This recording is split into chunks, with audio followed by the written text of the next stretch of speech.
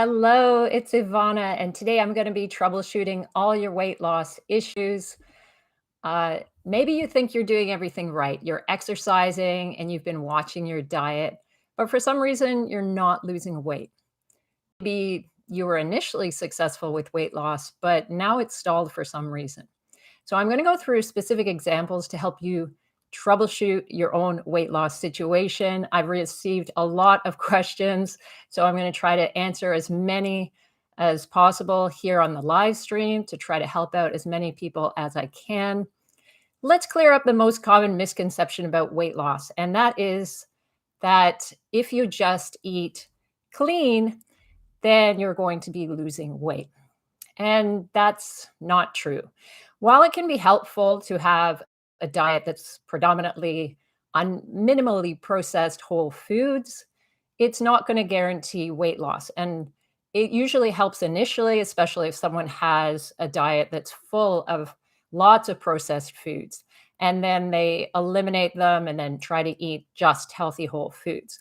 But when I was struggling with my weight in my 20s, I really tried to eat as clean as I possibly could, and I could eat an entire loaf of whole grain Irish soda bread with tons of olive oil. Healthy things, right? Healthy whole grains, healthy olive oil. Really great stuff. But if you eat it, that much of it, I mean, that was probably over 1,000 calories, and I would just sit there and eat that delicious bread. And it was good, don't get me wrong. But I wondered why I was struggling with my weight because I was eating so healthy and I was eating clean. And that's a big issue that a lot of people start off with. Not only that, but clean eating is not very sustainable. So let's get right in there. I'm going to start with a question that I have here. Let's see. I got a lot of these. All right. So this question came from Lego Sentia. Why am I not losing weight? I am 250 pounds. I've been weighing my food for 4 months. I eat 3 meals a day, no snacks. I do not eat gluten or dairy. Totally irrelevant, but I won't get into that right now. I eat 1,900 calories a day. I wear a device that measures calorie expenditure, basically, and I've been burning on average 3,500 calories a day. Now, I don't recommend that you measure your calorie output, so exercise and physical activity. It's okay to track it and make sure that you keep track of how much you're doing on a day-to-day basis, but those numbers are not particularly accurate. Those devices will overestimate what you're actually burning. They're really based on equations and their estimates. So calorie counting is already an estimate. So I try not to complicate it by estimating on both sides. Then you've just got so much error in both directions. WTF is wrong with my body? I am in a deficit and I haven't lost weight in 3 months. Okay, so let's stop here again. I'm in a deficit. No, you're not. If you're not losing body fat, you are by definition not in a deficit. A deficit means that your body is not getting enough of the energy that it needs. So it takes that energy from your fat stores, wherever that might be. And that means, like, if you're not losing body fat, of course, there are reasons why your weight might be going up and down for various reasons, hydration levels, digestion, that sort of thing. But actual body fat, if you're not losing it, you're not in a calorie deficit. And then the last thing they say is initially I did in the first month. So that's great. They managed to lose some weight. So in the first, basically by saying this, I eat 1,900 calories a day and I haven't lost weight. So that means that 1,900 calories is that person's maintenance. Trying to estimate maintenance and calorie deficit is always just a best guess. But here they have actual data for themselves, and they know that if they're on 1,900 calories a day, they're not losing any weight. Therefore, it's maintenance for them. And in order to lose weight at that current energy expenditure. So if they keep their physical activity exactly the same as it is, then they need to go down to, I like to be fairly conservative, but maybe drop 250, 300 calories. So they might start eating at 1600 calories per day. And hopefully, after a couple of weeks, they'll see some change there. Um, let's see. Aha. So we have a question here. Ah, Baguette is here. Great. Um, okay. So negativity about the whole grains. We'll start with that issue. So there shouldn't be any negativity about whole grains. All the research says that people who consume more whole grains are healthier and are able to maintain their weight. Um, More fiber in general, not necessarily whole grains, can basically reduces your risk of many cancers, particularly colorectal cancers. Um, I don't know particular Chex whole wheat cereal. I mean, there's no need to be concerned about grains overall unless you are a celiac or have those specific digestive issues. Um, okay, plateaus. So this is the other thing I'm going to discuss a little bit. So I don't want you to be afraid when you start your weight loss journey of getting into a plateau. You kind of deal with that as it comes. Do what you're doing. And then when you get to that plateau, and plateau doesn't mean that your weight is just similar for a few days. It means that after 2 or 3 weeks, you haven't seen any significant change in your weight. Um, Cutting calories means cutting nutrition, and being in a calorie deficit already means getting less nutrition, but I still want to lose. Yes.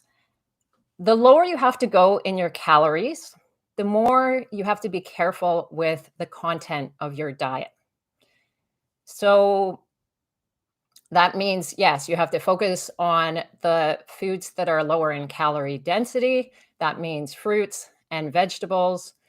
Whole grains are actually not that high in calorie density, although, of course, it depends on specifically what you're choosing. Um, So, yeah, it does become harder. If someone is at 250 pounds and just wants to lose 25 pounds, like they can eat a lot. This is one of the reasons why it's also harder to lose weight if you're a smaller person. So I have clients who are, 6'4", and then I have clients who are just 5 foot tall. So the absolute amount of food that you can eat is less if you're a smaller person because a larger body burns more calories naturally just to sustain itself. And that's just one of those unfair things that we have to deal with. So, a smaller person who's trying to lose weight has to be much more specific and be more meticulous about tracking their calories and having an eye on micronutrients. And by that, I just mean a variety of fruits and vegetables generally is enough for that if you're having a variety of protein sources as well. So hopefully you're including like the lean protein sources, um, meats, and then possibly dairy if that's okay for you as well. Okay. Let me see here. Oh, okay. I want to get to Baguette's question. um, because I think this is quite a long story here.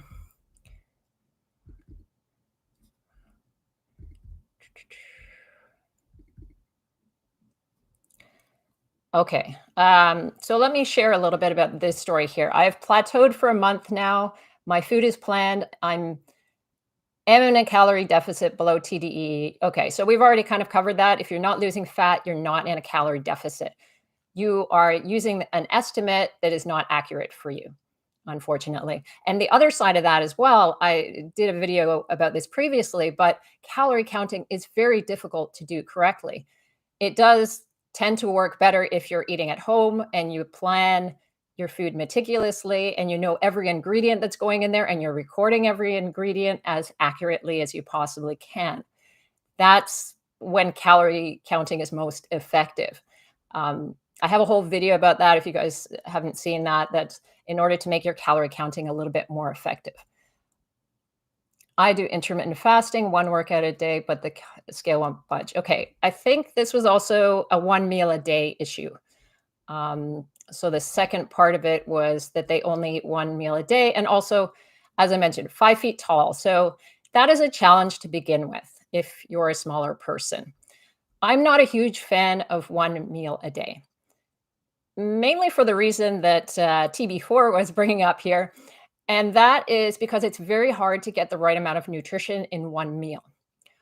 My husband actually tried this 1 meal a day diet for a little while, probably only about a week or 2, but he would just eat a mass amount of food, and then he would be exhausted by about 7 o'clock at night, and then obviously he's a larger person, right? So he has to consume a lot of calories in order to do that. It was just a bit of an experiment. But it's really hard to get in the amount of fiber that you need. I don't know if you're a man or woman, but for men, we generally recommend about 38 grams of fiber. And for women, it's about 25 grams of fiber per day. And it's very difficult to do that all in one sitting, right? Which is why I'm not a huge fan of, oh, female. Okay. So baguette. Yeah. Okay. So yeah, I'm not a huge fan of 1 meal a day because long term, the nutrition is just almost impossible to get. You're not gonna be able to get in that fiber. It's very hard to get in the protein. I mean, it's not impossible. I could never do that. For me, I have acid reflux issues, so I can't have really large meals. Um,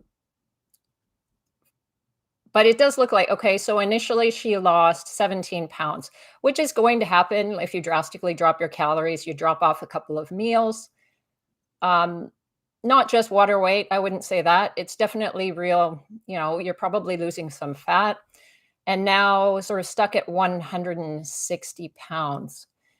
So, yeah, my first my first suggestion for you, Baguette, is I don't know if that's your real name, but I'll just call you that. So, my first suggestion would be to give up 1 meal a day and try at least 2. And then your calorie intake is very low, and not necessarily what I would recommend, especially I don't like to emphasize age too much because my system is all about, you can perform at a higher level no matter what your age. But we do need to be mindful as we get into sort of the mid 30s, 40s. You really want to hang on to that muscle mass as much as possible. And if your calorie intake is too low, even if your protein is okay, then you're not going to be building as much muscle and you're not maintaining the muscle that you have. So, long term for weight loss, it's really a bad choice. You always want to choose going for the muscle, and keeping that muscle as long as you can because it's really, I mean, you can build it as you get older as well, but it's something that you really want to focus on. So, I would try to do 2 meals a day and get those calories up a little bit. In terms of the workouts, they're actually very heavy. Like this is a group class, also walking on the treadmill daily. So she's very active. And when you're active, you that's also a risk in terms of muscle loss. And I don't want to get too much into metabolism because yes, muscle is slightly more metabolically active than fat, but it's not as huge a number as we might think. But if someone is stronger, has more muscle, they tend to move around a bit more. So that's increasing their NEAT, the non exercise activity thermogenesis, that's burning off calories. So someone who has more muscle is burning off a few more calories and more likely to be stronger and able to keep burning more calories. So that would be my first suggestion, splitting that up, even increasing the calories a little bit, making sure that there's enough of the balance of micronutrients. Oh, Anna. Okay, nice to meet you, Anna. Um, Hopefully, this is, yeah, increasing calorie intake. I did get a couple questions about that as well because a lot of people worry if I lower my calorie intake too low, does that mean I'm going to slow down my metabolism? Well, it's not exactly like that because if someone is able to maintain that calorie restriction, let's say something extreme that I don't recommend, like 800 calories a day. If you're able to maintain that for 3 months, you will keep losing weight. But the thing is, most people don't. And what's been found in the research is that rather than people actually getting into a true plateau, is that calories start to creep in after a while. And while they think they're being strict, sometimes after a longer period of dieting, you kind of get out of that habit and extra calories creep in. So all of a sudden, your calorie intake is going up and then you're no longer losing fat anymore. We kind of know starvation mode is not really a thing for most people. It only tends to occur in real, like when people are starving, literally don't have enough food for periods of time, or in the case of eating disorders where, no, people are slicing a grape in half and that's what they're eating per meal. In that case, you definitely can have issues with the metabolism and but it's less something that you need to worry about in general. Initially, through a dieting process, though, you will see a small decrease in your metabolism. So let's say about 10 or 15% of your overall calories, but that tends to level itself out as you go further down. I've got a couple other questions that I think are going to answer. Okay, I've got a question here from Ben Mira Oreo.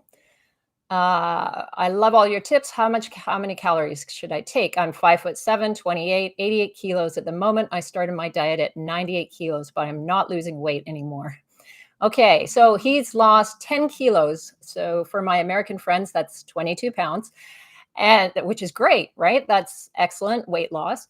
And now he's not losing weight, but I'm not sure if he has been tracking calories or not, because that's obviously a key point there. If he has been tracking calories, he's going to need to reduce them further. So someone who is 98 kilos, which is his starting point, is going to be burning off more calories than someone who is 88 kilos. And this is something that I want all of you to kind of think about. As you're dieting, you do need to work your way down. So you need to decrease the calories a little bit further, or you can increase your energy expenditure. Oh, hi, Joseph. Yeah, so you need to do that. Like you need to be aware of this. And this is kind of partly what we initially talked about in terms of being ready for that plateau, because it's not actually a true plateau. I have a video coming up next week about true weight loss plateaus. In a lot of cases, it's not actually a plateau. When people are calculating their initial calorie deficit, they're setting a particular number. Let's say it's 1,800 calories, and that's helping them lose weight. And that might work because it's a calorie deficit for them at 170 pounds. But now they've lost 20 pounds and they're 150 pounds. If they continue to eat that way, that is their maintenance calories now, right? So 1,700 calories is now maintenance for that slimmer person that you now are. So in order to keep losing weight, keep losing that body fat, you need to drop it down again. Now, I also want you all to remember that it's really important with the numbers to not get too carried away and too worried about them, because when you're calorie tracking, it's not 100% accurate. It's, it's a good guess. If you do it well, if you're weighing and measuring, it's a pretty good guess. And as long as you're doing a pretty good guess each day, then that's the important thing about it. But when someone says they're eating only 800 calories, I always have them actually submit their diary and show me exactly what they're eating and actually record it. And what I often find is that a lot of things are missed. So, smaller amounts of things are like, oh, I didn't think that mattered. Or you're having a stir fry and you're putting a bunch of olive oil in, but you're just kind of free pouring that olive oil. And that could be, 4 or 5 tablespoons of olive oil in there that you're not accounting for. Or maybe you're putting in, oh, it's probably about a tablespoon. If you're not measuring, you don't really know. But a lot of times when people think their calorie intake is extremely low, it's not always that low. And remember, it's what you do consistently that counts as well. So you can be really, really on track during the week. And then if you decide that on Saturday, you're just not going to track that day. I've seen people who can consume like 3 or 4,000 calories on the weekend, and that's when they think they're being quite reasonable. So that if your calorie deficit number is 2,000 and on the weekends you're having 3 or 4,000, you're basically undoing all the progress that you've done during the week as well. So that's the tricky thing there, right? So it needs to be consistent. And I know there are a few people who are very, very consistent with their process, and I want to make sure I give respect to that, because in the case where you have been consistent and the numbers are very low, it's really time to see your doctor. And there are many cases where this can happen. I did have a client, um, Lisa, a few years back, and I knew her. She was very she was a very reasonable person. She was very meticulous. She was like really on board with the numbers, and she was so careful, and she ate really, really well, much better than I do in general. So her everything in her diet just said, this should be going well. Why is it not going well? And I just told her, I said, Lisa, you go to your doctor and figure this out. And she found out that she had hypothyroidism, which is a disorder where you're basically not burning off as many calories as you should be for your weight. It's not that common. So you definitely want to give yourself a good effort with all these other strategies that I've talked about. But if it's an option for you, it's definitely something that you should look into if you really have been struggling to lose weight. Okay, all right. I'm going to answer a question I had here from Just Daney 7613. So I weighed 266. If she was talking about my estimate, which is the one that some of you might have seen, multiplying by 13. This is something I use with some of my clients. It is relevant for some. It's not relevant for everybody. It tends to be people who are relatively lean and close to their target. So, 5 to 10 pounds, relatively active.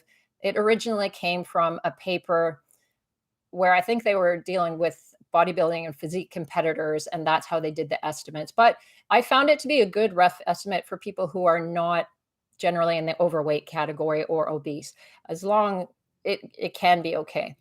Um, Here's what she says. I track everything I eat and only cook. So that's one thing that I did mention. Yes, if you don't eat out, it makes it a lot easier. If you don't have takeaway and all those kinds of things, it makes it a lot easier to track those calories. I don't go over 2,000 calories, and most days I'm at 1,800. I'm also working out 3 or 4 days a week. How am I losing nothing but my mind? A lot of people like that comment, just the way that she said it, obviously. But yeah, I mean, that's really frustrating if you're eating that relatively low calories, 1,800, working out 3 or 4 times a week. I know that that estimate probably isn't accurate for her in that case. So, because she would have to be consuming, her maintenance would be estimated around 3,000. It's clearly not. And keep in mind that it may not be right for you either. So, take that multiplying by 13 maintenance, take that one with a big grain of salt. Um, so, for me in this one, overall physical activity.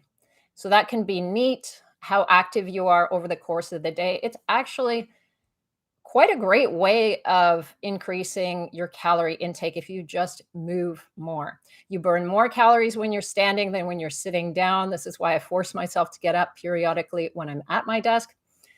Um, but also just putting in that walking into your plan on a regular basis, even if you have to schedule it, to make sure that you're walking. We should all be walking a lot more than we are. I totally am guilty of this. I have to force myself to make sure that I make the time to get out there and move around a lot. So that can affect your calorie expenditure. So you may be working out at the gym 3 or 4 days a week, but you don't actually burn off that many calories during that period of time.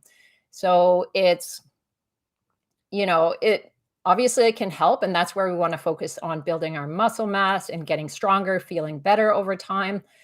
But in terms of calorie burn, it's not a lot, which is why I've kind of covered this in a few videos before, where you really have to focus on the nutrition side if you're serious about losing weight and making sure that you're keeping those things under control. So in my eyes, this person will probably should have a look at their intake, or sorry, of their physical activity levels, how much they're actually doing.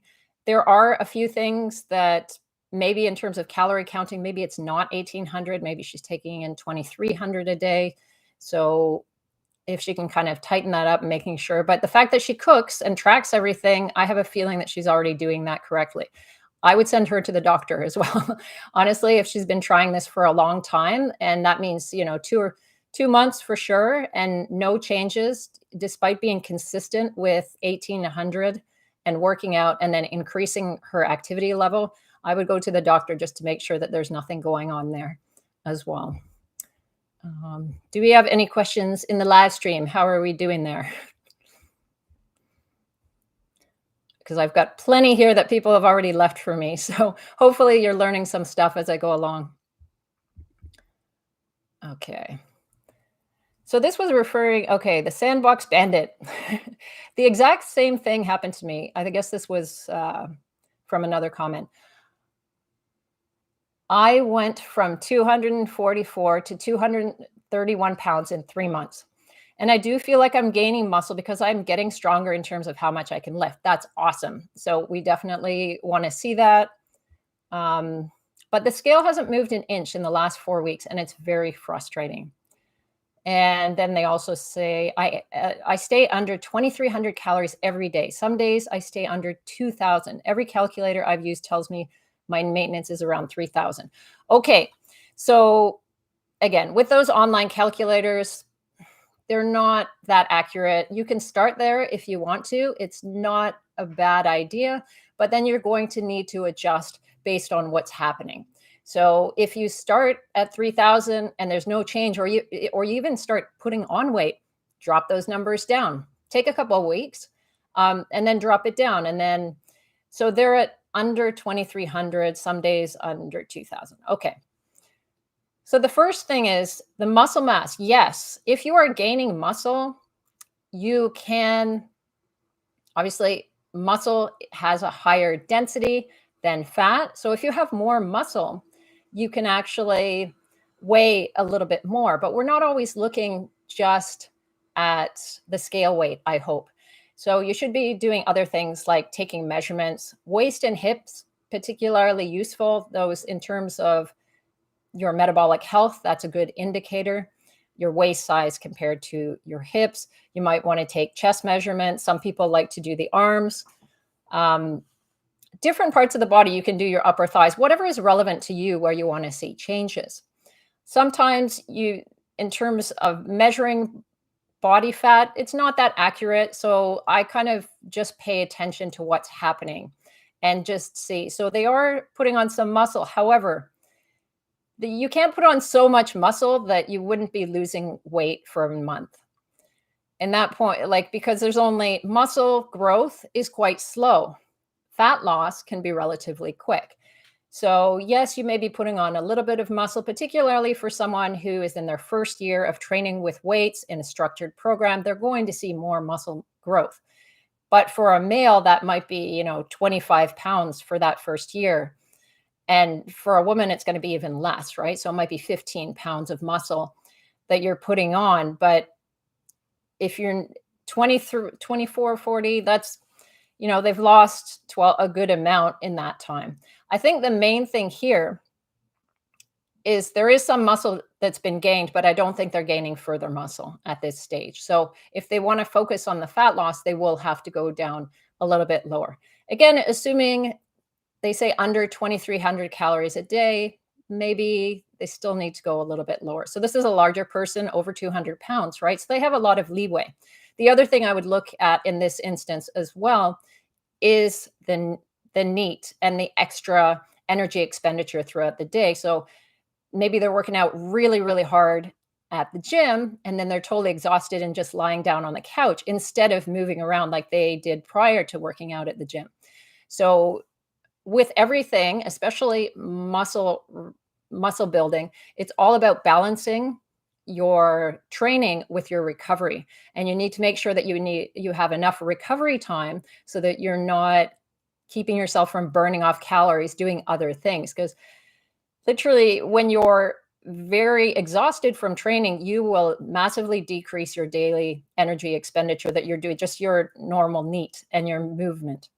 And that's something that's worth tracking. This is why I don't totally discount the energy trackers, the devices that can do that, because they are a good way of monitoring how much movement you're doing. And counting steps is a great idea as well. If it's going to keep you more active, it's going to keep you on track. Anything that increases your calorie expenditure and encourages you to do so is going to be helpful. So I think that's the other place that they can go from there. Um, number, okay, we got it. All right, we have a question here from Yamato Forever. Can your body adapt to your calories? I've been losing weight and gaining it back and then some for the past 40 plus years. I'm down 110 pounds from my max. Wow. Okay, so that's a big weight loss. But I haven't been able to lose any weight in the past 7 months. I'm counting calories, and I'm more than often than not in a 500 calorie deficit. Okay, so I think we all know where we start here. He's not in a deficit, um, because not losing any weight or not losing any fat means you're not in a deficit.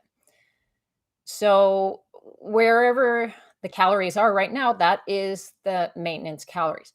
And let's also keep in mind that your body will have a natural set point. So we all have that determined primarily through genetics. Some people can stay naturally lean and others will have a harder time. Your body has a certain point where it wants to be at. And if you want to get beyond that point, is sometimes it takes more struggle than it's really worth. It's the same thing like when I was competing in physique competitions, and that it's you definitely have to push yourself beyond that level of normal comfort. What I do right now is enough to keep me the level of leanness that I want to be. But it wouldn't be enough to get on stage. I would have to get a little bit uncomfortable. I would have to cut back on my treats. Wouldn't be able to have as much ice cream as I currently am having. And, in the chocolate, I have to cut back on those a little bit. Not that I would ever eliminate them, because even during my prep years ago, when I managed to get pretty lean, I always included a little bit of chocolate just to kind of keep the motivation there. And I do have one client as well. He was actually featured in a previous video, and it's the same with him. I give him 200 calories of whatever treat he wants. For him, it's also chocolate. And he has that as part of his plan. So he has that on a daily basis. He doesn't have to eat everything perfectly. He knows that he's got 200 calories, and that's just his free amount of food. It can be whatever treat he wants, and that's a regular thing that's already part of his plan. So for this person, definitely, like, maybe they're at the point. I mean, we're talking about 7 months. This is a comfortable point, and it's not easy to get beyond that now, unless he wants to make some changes that are maybe going to be a little bit more uncomfortable than he would like. So there could be an increase. There's no mention here of how much physical activity he's doing. So regular physical activity, just walking, and then how much time at the gym. So of course, those things can be added on as well. If you maintain your calories exactly as they are, but you add physical activity, then that's also another way of being in a deficit. I just always start my clients off by getting that deficit through the nutrition side. It's a lot easier to handle. It's a lot easier to be consistent with nutrition in many ways, although I'm sure some people argue with me on that. But if you get sick or you get injured or you go on holiday, then maintaining your same workout routine isn't as easy. And yes, when you go on holiday and when you get sick, yes, it's also harder to maintain your nutrition. But there is more consistency in terms of you can still keep track of those calories, even if those things are happening. If you let both of those things go, then of course you're going to have a bigger problem, right? So um, I like to keep steady with the exercise, but really do the main work through the nutrition. And then The smaller aspect, which for a lot of people, if they're not that active, is the extra walking, the extra physical activity. I think that's really valuable for a lot of people. I'm just gonna have a quick sip here. Okay. All right, here's another question we've got. Yes, okay. So I've already kind of talked about this. Pete Ben asked me, can your body adapt to ridiculously low calories without losing fat? You start with a higher calorie diet and lose a tiny bit, then plateau and reduce the calories, lose a bit, plateau until you cut so much food out that you're left at around 1,200 calories a day. 1,200 calories a day is not that low.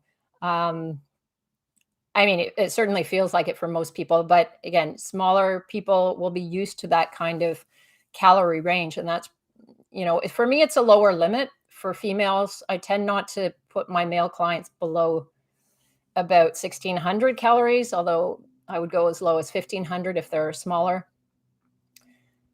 What do you do when you're eating like a stick and not losing because your metabolism has dropped so much? So I've already talked about this a little bit. Your metabolism, there is some adaptation that occurs as you lose weight and as you get close to that genetic set point. But generally, if you do maintain those lower calories, you can keep losing fat. It's just incredibly difficult to do that. Most of us cannot maintain extremely low calories for a long period of time. And that's really where the issue comes from. Some people, where they do like those extreme, the 800 calorie diets, if they're able to actually stick to that, they'll keep losing fat. I think we kind of dealt with that a little bit. All right. I'm not sure if I should be eating in a calorie deficit or at my maintenance. This question came from my Instagram, actually. And my goal is fat loss. I'm 5'8", 170-pound female, and I work out and weight lift 4 to 5 times a week for about a month now.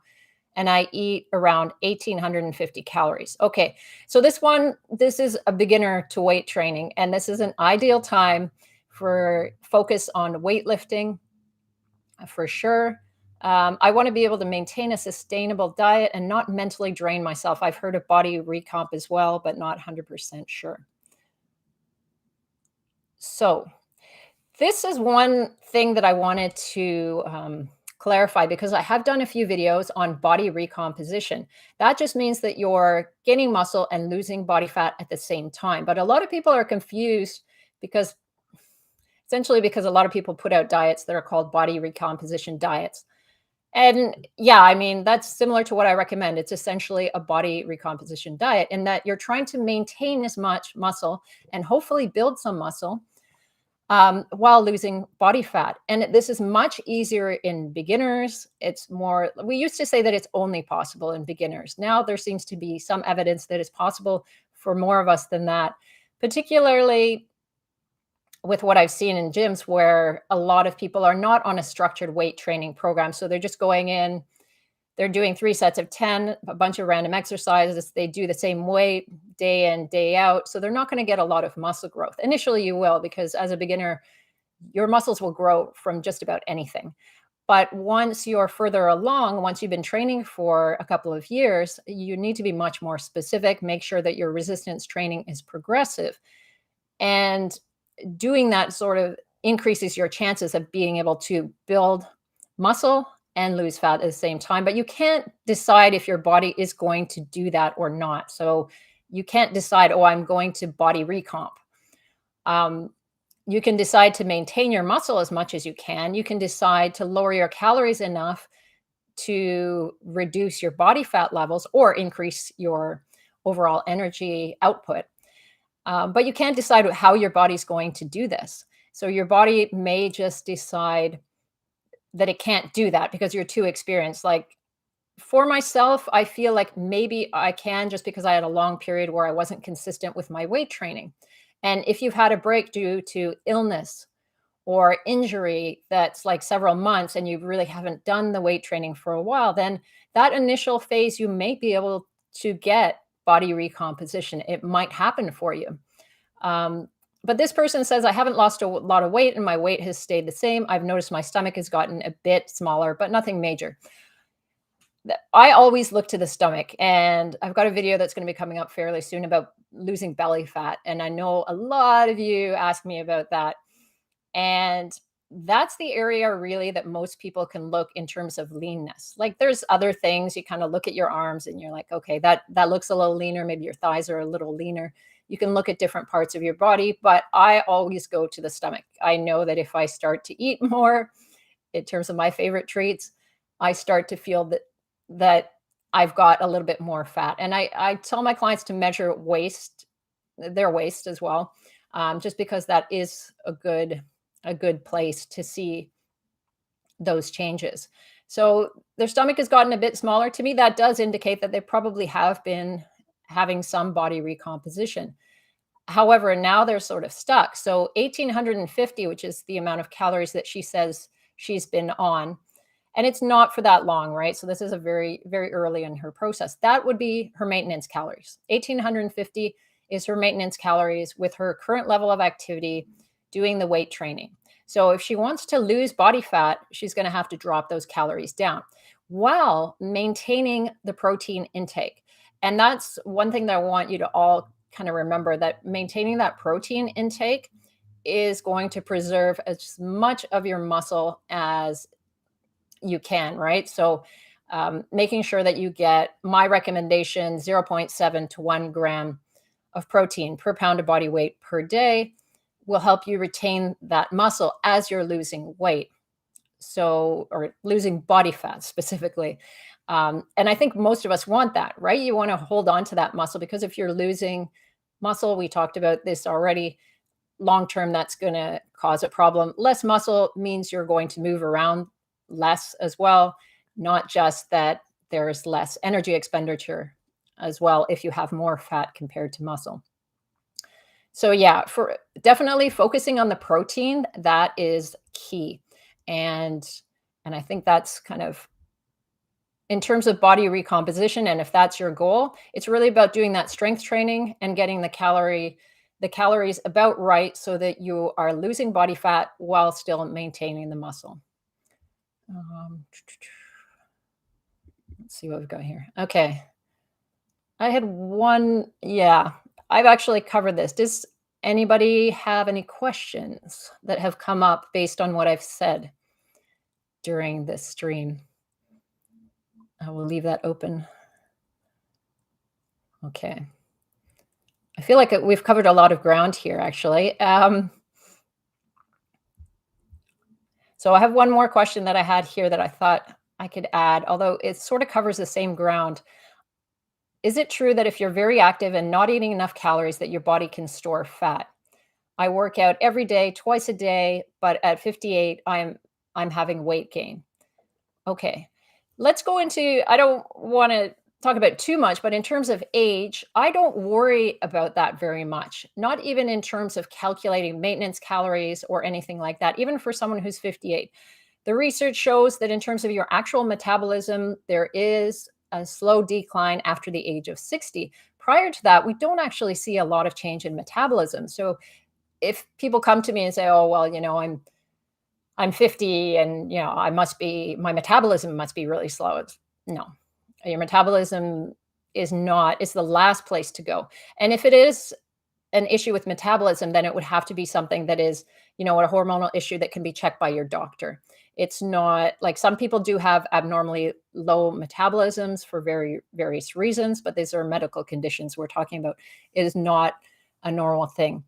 Um, she says she's been eating less than 1,600 calories and it's causing her to gain weight. And she's healthy, so she's had her blood work done. So we know that there is nothing going on here. I track my food every day. Yes, for sure. And I think what she's already doing here in terms of is monitoring the protein. I think that's really important, making sure to get enough protein. But also, if you don't get, going back to what was mentioned at the very beginning here, if you don't get enough nutrients in general, and that means protein, fats, carbs, you're affecting your body in ways that will make it unhealthy, less energetic, and you're not going to be able to perform these things that you have to do. So you won't put in as much effort into your workouts. you won't be burning off as many calories, you're not going to recover as well, and that means that you're not giving your muscles a chance to recover and grow, so you're losing muscle mass. Again, that balance of recovery, you got to stimulate and break down those muscles, and then they need to recover, and that's where they're going to grow. And they also need all those micronutrients. So, a good balanced diet that includes protein, carbs, and fat, and a variety of different vitamins and minerals. So, that's going to come through mixing up your foods. I primarily do that with fruits and vegetables for my clients because those are still low calorie density foods. Some healthy grains, of course, and nuts and seeds, in the right quantities, even though they are calorie dense, definitely should be part of many people's diets as well. So, kind of having that balanced nutrition will make you stronger, able to burn more calories overall. Okay, guys. I think unless there are any questions, I'm going to wrap this up for today. I do plan to do these again at some point. Um, and as I said, I do have a video coming up about weight loss plateaus that may answer some questions as well. So thank you so much for being here.